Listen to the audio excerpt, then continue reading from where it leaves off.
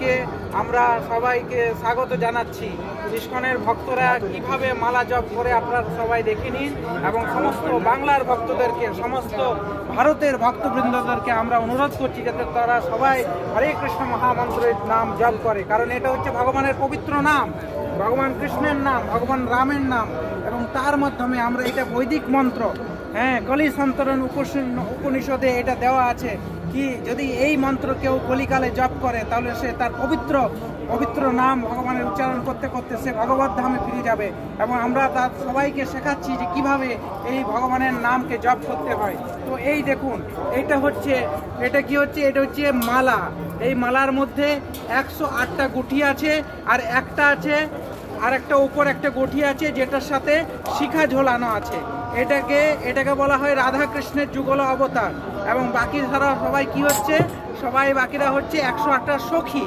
তো যখন আমরা এইভাবে ধরবো, দেখুন সবাই মনোযোগ করে দেখুন, আমরা যখন ধরবো তখন মালাটা এইভাবে ধরবো, এই হাতে টাচ করবো না, এটাকে বলা হয় দোষ আঙ্গুল।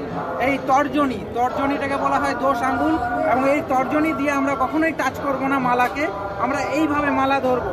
এবং যেটা রাধা কৃষ্ণের যুগল অবতার, এই যে শিখাযুক্ত যে গুটি, সেটাকে আমরা এইভাবে, আপনারা সবাই দেখতে পারেন, এই মন্ত্রে লেখা আছে, ভালো করে আপনারা পড়তে পারেন, জয় শ্রীকৃষ্ণ চৈতন্য প্রভু নিত্যানন্দ শ্রী অদ্বৈত গদাধর শিবাসাদি গৌর ভক্তবৃন্দ। এরপরে এটা বলার পর আমরা কুয়োর রশি যেমন নিজের দিকে টানে, সেই রকম নিজের দিকে মালাটাকে টানবো। আর কি বলবো, তারপরের গুটিটা বলবো হরে কৃষ্ণ কৃষ্ণ কৃষ্ণ হরে হরে, হরে রাম রাম রাম হরে হরে। তারপরেরটা তো টানবো, তারপরে আরেকটা গুটিতে পূর্ণ মন্ত্র বলবো, কি হরে কৃষ্ণ কৃষ্ণ কৃষ্ণ হরে হরে, হরে রাম রাম রাম হরে হরে।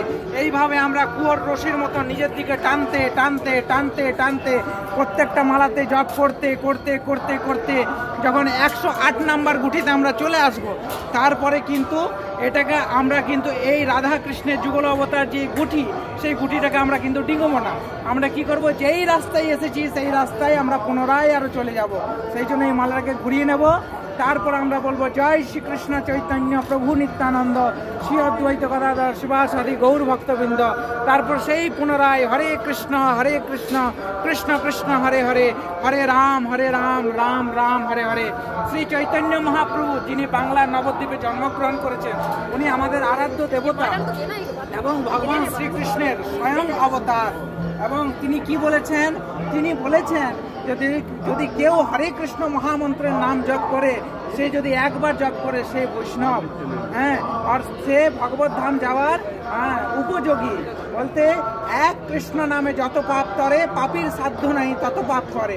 তো এইভাবে যদি আমরা ভগবানের পবিত্র নাম জপ করব, তাহলে একমাত্র এর মাধ্যমে আমরা আধ্যাত্মিক উন্নতি হয়ে ভগবানের দিব্য লোকে ফিরে যাব।